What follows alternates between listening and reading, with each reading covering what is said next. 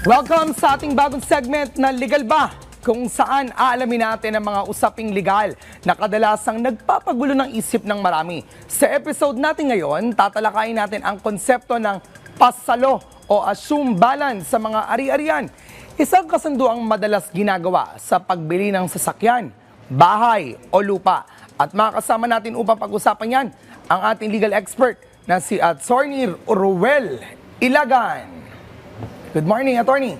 Good morning, Profi, of course, sa mga manonood. I'm so happy to be back in the studio, lalong-lalo na ngayon na pag-uusapan natin ang pasalo or assume balance. There are a lot of legal process involved in pasalo or assume balance at mas magandang matutunan natin para maprotektahan ang karapatan natin. Ayan, so pag-usapan natin kailan ito tinuturing na legal at ano ba yung mga panganib at kailangan malaman din natin mga dokumento patungkol dito. Attorney, maaari niyo bang ipaliwanag sa ating mga manonood kung anong ibig sabihin ng pasalo o assume balance pagdating sa mga ari-arian? Okay. Yung pasalo, assume balance, makikita natin yan online. It's really an enticing investment opportunity. Bakit? Okay. Kasi makakabili ka ng property sa murang halaga or below the market price. Kaya yung mga tao very interested in this transaction. But just like any other appealing transaction, there are a lot of risk involved. So if you're not able to manage this risk, maaring mawala yung pera mo. So sa simpleng salita, yung pasalo o yung balance, yung isang tao bumili ng property, either personal property, kotse, o kaya real property, lupa, at hindi niya mabayaran ng buo yung ari-arian na yun. Dahil hindi niya mabayaran ng buo, maghahanap siya ngayon isang financial institution para makautang. Ayun. Okay. So, kailan po natin pwede masabi na naiiba yung assume balance sa regular na pagbili? Okay. Sa regular na pagbili, nababayaran mo agad in full Okay. yung amount ng ari-arian. Sa assume balance, hindi mo agad siya nababayaran. So, ang nangyayari ngayon, hahanap ka ng bangko, o kaya sa Pag-ibig or other financial institution para siya yung magbayad dun sa purchase price. Okay. Pero ang nangyayari, of course, for example, after 5 months, nung binili mo yung property, kailangan mo ng pera. Okay. Anong gagawin mo ngayon?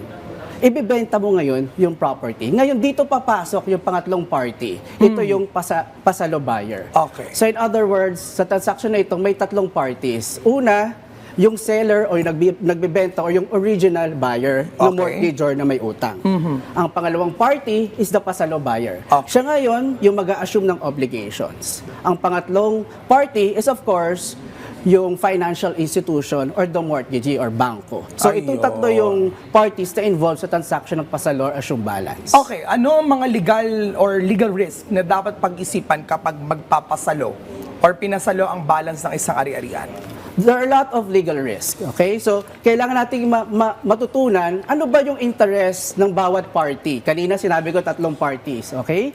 Yung seller or mortgagor, anong interest niya? Ang interest niya is makuha niya yung pera kasi may pangailangan siya. Okay. Pero hindi natatapos doon yung interest niya. Ang interest din niya is for him to be released from the original obligation in his original contract with the bank. That is his interest. Sa party naman, nung pasalo buyer, ang interest niya is, of course, makuha yung property, malipat sa pangalan niya, and also, for him to be recognized by the bank or the financial institution na ako na ang bagong may-ari nito.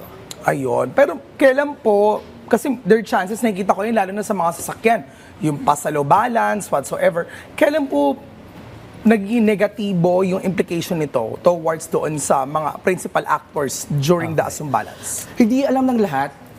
It's a crime under Article 319 of the Revised Penal Code na if you have a property that is subject of chattel mortgage, meaning meron kang utang, and we're pertaining to personal property, katulad ng sasakyan, and you sold the same in favor of a third person without the knowledge of the mortgagee, meaning nung bangko or sino mang financial institution, it is considered as a crime. Eh paano yun? Ang dami nagkalat yun online. Tama.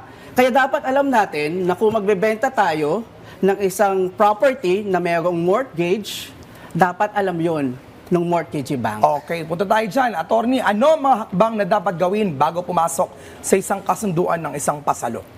Una, you conduct due diligence. Okay? Alamin mo kung yung property na binibili mo ay malinis. Okay? aside from magkano ba yung utang nito, yun ang unang-una. But kailangan mo ding malaman, are there other obligations involved in the same property?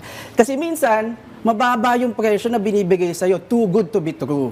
Kasi meron palang hidden defects, maaaring hindi bayad yung amilyar dun sa property. Okay. Maaaring may mga utilities expenses na Or hindi maaring uso marami bayad. palang pinagsaluhan. Exactly. Ayan. Diba? Kung ikaw na ngayon ang may-ari, ikaw ngayon nagpo-possess, sabay-sabay na magkiklaim yung mga tao na to, hindi mo to Okay. na-consider nung una. Okay? So, importante to conduct due diligence. Alright. And then also, Pangalawa, you also have to check yung kontrata Okay. nung nagbebenta sa'yo. Kasi normally, kung uutang ka sa bangko, you have a promissory note with chattel mortgage. Sa kontrata na yon, nakalagay doon yung mga restrictions and limitations. And normally, nasa limitation na yon is hindi pwedeng ibenta yung property. So in other words, pag binenta sa'yo, ikaw yung pasalo buyer, but that property is subject to those restrictions, it will not be recognized by the bank. ayun. Hindi ka i-recognize as the new buyer. So lahat ng binayad mo, Sayang, Sayang wala. lang. Pero nangyari kasi ngayon, meron pang mga taong nagtatrabaho para dito. Sila yung magbebenta para sa'yo. Legal ba yun, attorney? nakikita ko ngayon online. Kung legal yun or hindi, legal naman yun, but of course, ang tanong lagi, dapat you have to secure the written consent of the Okay. mortgagee. Yung bank, yung financial institution. Kailangan mong makuha yon in order for you to be protected. Alright, what could be the worst sa pagsali sa ganitong klaseng transaction? Worst is, if you are the pasalo buyer, nabayad mo na lahat, pumunta ka ngayon sa banko or sa financial institution, sabihin mo, lipat mo na sa akin ng titulo because I have proof of payments. Sabihin ng bank, hindi kita kilala. I do not recognize you because you're not part of the contract. And you did not get my consent for this Ayun. transaction. So, ibig sabihin yung pera mo, nasayang. Nako, attorney, ano ba ang payo at mensahe para sa mga tao na sasali sa ganitong klaseng mga transactions o pasalo? Of course, tamang kaalaman. Okay. Okay? Pangalawa, dapat mag-iingat tayo. Okay? Alam naman natin yung pera na gagastusin natin dito, pinaghirapan natin yun. So we have to be very careful in all these transactions. Importante, kung ikaw ang seller, dapat ma-release ka sa obligasyon. Okay. If you are the buyer, you have to be recognized by the mortgagee bank or financial institution. Ito yung importante. These are your interests. So, sa mga manonood natin, alamin nyo kung saan yung party kayo nakaka-relate. At kung alam niyo kung saan party nakaka-relate at alam niyo rin yung interest ninyo, then you'll be protected. So, simple lang naman. So, kung ano yung interest mo, it has to be protected. Attorney, pahabol lamang, kung halimbawa na yung binayad mo ay napunta sa wala, sinong pwede mong kasuhan? Makapagkaso ka ba? Anong pwede mangyari May dito? makapagkaso ka. So, ikaw yung pasalo buyer, definitely, nagbayad ka doon sa seller. So, ang mahabol mo is yung seller. Kasi kayong dalawa yung may kontrata. You're privy to the contract, so your cause of action or yung rights mo is against doon sa seller kung kanino ka nagbayad. Eh, walang written contract. But if you have proof of the transactions, if you have proof na nagbayad ka, nag-deposit ka ng pera, those can be considered as evidence sa Yun. court. Ayun. And that note, attorney, ha? Para sa ating mga ka-RSP, malinaw na kahit mukhang praktikal ang pasalo at yung balance, may mga legal na aspekto itong dapat seryosohin. Kaya naman, maraming salamat sa iyo, Attorney Ruel Ilagan, sa pagbibigay linaw sa usaping ito. At syempre, Attorney, laging tandaan at maging mga ka-RSP, huwag basta pumirma o makipagsundo o may pagkasundo ng walang sapat na kaalaman.